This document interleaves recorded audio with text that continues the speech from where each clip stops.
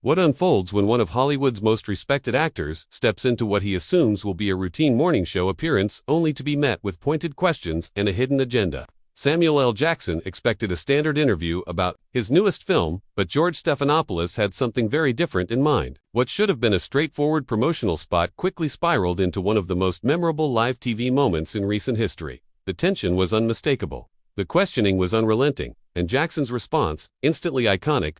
Be sure to subscribe and leave a comment below, because what follows might just make you rethink everything you believed about live interviews. The Good Morning America studio was alive with its usual pre-show buzz as Samuel L. Jackson settled into the guest chair. He adjusted his trademark leather jacket and offered that unmistakable smile audiences had admired for decades.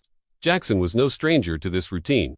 Countless times, he'd promoted films, shared stories, and casually connected with viewers. This morning seemed no different. A brief 10-minute segment to discuss his upcoming thriller, share a few laughs, maybe toss in a humorous story or two. Meanwhile, George Stephanopoulos sat behind the anchor desk, flipping through his cue cards, his expression giving nothing away. Viewers at home were expecting just another celebrity conversation. The red lights lit up, the cameras started rolling, and households across the country tuned in for what they assumed would be light entertainment.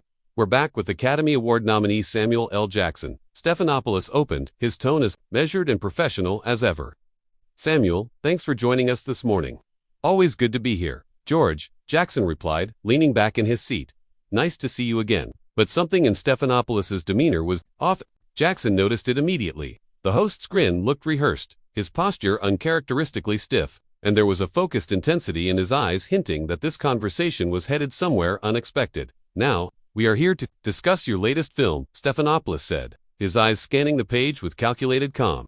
But I believe our audience would be more interested in your recent remarks, some of which have sparked controversy in the entertainment world. He paused. And in politics, too. Jackson's brow lifted slightly, though he maintained his composed expression. A trace of confusion appeared.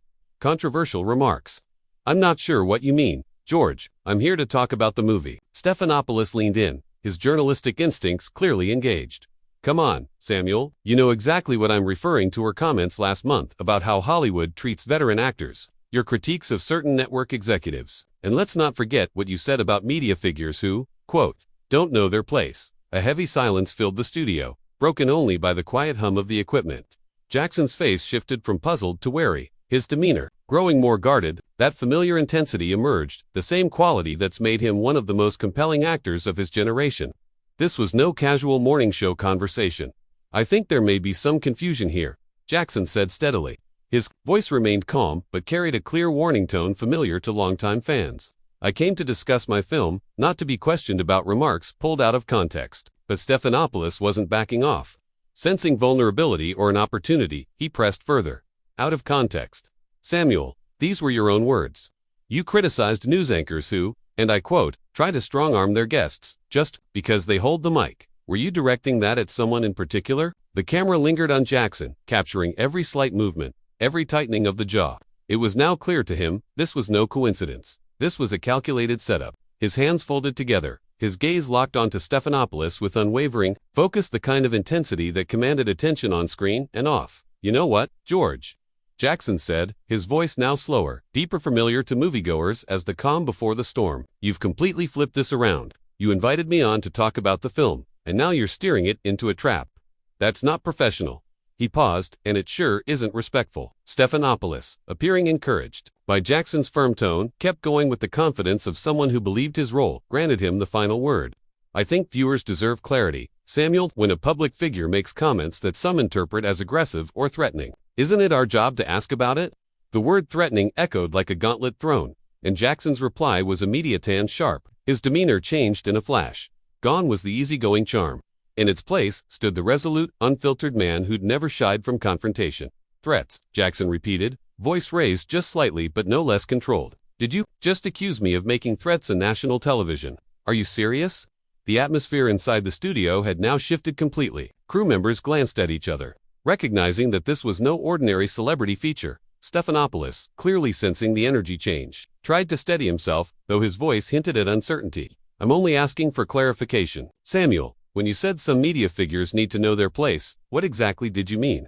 Jackson leaned forward, never breaking eye contact, And when he spoke, his words rang with the certainty and experience of someone well acquainted with the media spotlight. What I meant, George, something any reasonable person would understand is that journalists should stick to journalism, not manufacture controversy just for headlines. But clearly, he added, that went over your head. The studio audience, initially expecting a standard interview, began to murmur as the tension between Jackson and Stephanopoulos became impossible to ignore. Stephanopoulos, now visibly uneasy but determined to press on, made a crucial misstep. Some might say your reaction right now proves exactly the point I was making, about your temperament and ability to handle criticism.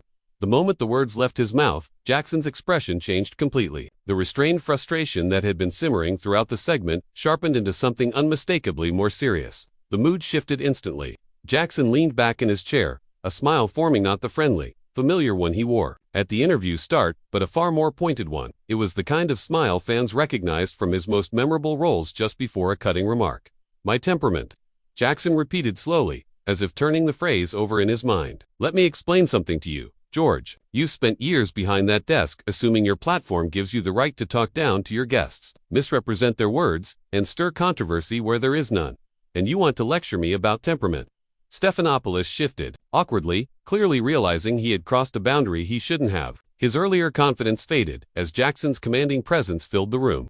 Samuel, I think you're overreacting, Stephanopoulos offered, his tone noticeably less certain. I was simply trying to have an honest discussion about your public remarks. Jackson laughed, but it wasn't the least bit amused. An honest discussion? That's what you're calling this? You brought me on this show under false pretenses. From the moment I sat down, you've misquoted me, twisted my words, and now you're trying to frame this as normal. Do I look like someone who falls for that? Camera operators captured every detail as the interaction shifted from a routine segment to something far more compelling. The interview had become a live display of control, and Jackson was clearly in command. I reject the idea that this was some kind of trap, Stephanopoulos insisted, but his words felt empty in the growing discomfort of the room. We're simply talking about issues important to our viewers. Important to your viewers, Jackson repeated, raising his voice slightly, or important to your ratings. Let's be real, George. This isn't journalism, this is spectacle. You thought you'd make a viral moment out of me. Big mistake. Stephanopoulos, trying to steady the situation, leaned into his years of experience. Samuel, I understand you're upset, but if you could just calm down and hear the questions. The word calm was the final trigger. Calm down, Jackson snapped, his voice rising in intensity. You ambush me on national TV, accuse me of things I didn't say, misrepresent my words, and now you want me to calm down. Have you lost your mind? The studio was silent. The only sound was the quiet hum of the cameras recording every second of Jackson's controlled but firm anger. Stephanopoulos, now visibly sweating, attempted to maintain his poise, but it was clear he was losing his grip. I wasn't trying to ambush you, he said, weakly. I just wanted to clarify some widely reported statements. Jackson leaned in, the authority in his voice unmistakable. Widely reported by who? Tabloids, gossip, blogs. You took that trash and gave it credibility on national television. That's not journalism, George. That's exploitation. Stephanopoulos made one more attempt to recover. I think your characterization of my questions is unfair. Unfair, Jackson echoed, his voice sharp. Unfair is inviting someone to promote their work and then blindsiding them with recycled controversy. Unfair is twisting statements and using your role to shame your guests for show. That's not hosting, that's manipulation. Stephanopoulos glanced around, perhaps hoping for reassurance from the crew, but found only uncomfortable expressions.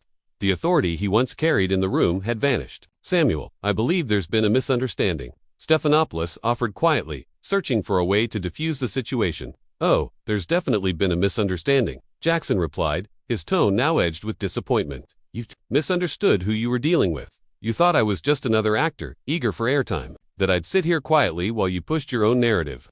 That was your first mistake. The energy in the studio was electric. Every person in the room knew they were witnessing something rare and unscripted. Your second mistake, Jackson continued, growing more direct, was thinking your questions would shake me. I've been navigating this industry longer than you've been reading cue cards. I've dealt with professionals far better at this game than you. Stephanopoulos tried to shift the focus. Maybe we should move on to the film. Oh, now you want to talk about the movie? Jackson responded, his tone laced with sarcasm. After spending 10 minutes trying to paint me as hostile, a bit late for that, wouldn't you say? Stephanopoulos, normally poised, stumbled over his next words. I never intended to damage your reputation. Jackson rose from his chair, commanding the studio with his presence. Intentions don't matter, George. Actions do. And your actions today told everyone here and everyone watching exactly who you are. He towered over the host, the dynamic completely reversed. Stephanopoulos looked noticeably smaller, reduced to a quiet observer of the moment he had instigated. You know what the real shame is? Jackson continued, his voice now measured but intense. You had a chance to have a real conversation with Mia about the work I do, about the industry. Instead, you turned it into clickbait.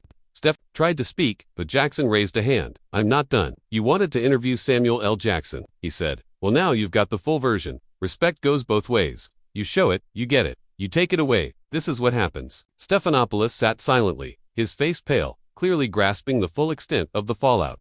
This isn't something you can spin in post-production. Jackson added, you thought you could create a viral moment, but all you've done is expose your own lack of integrity. He began pacing slowly. Every step measured, every word deliberate. You want to know what I think about media personalities who don't know their place? Jackson asked, turning to face Stephanopoulos directly. I think they're insecure individuals hiding behind their platforms, tearing others down because they lack the skill or character to build something real. The words hit with precision. Stephanopoulos slumped lower in his chair, visibly shaken. And what's worse, Jackson added, now with a touch of genuine disappointment, is that you probably think this is journalism, that blindsiding your guests makes you tough, but it doesn't. It makes you a bully with a mic. Stephanopoulos tried again. I didn't mean to bully you, Samuel. I was just doing my job.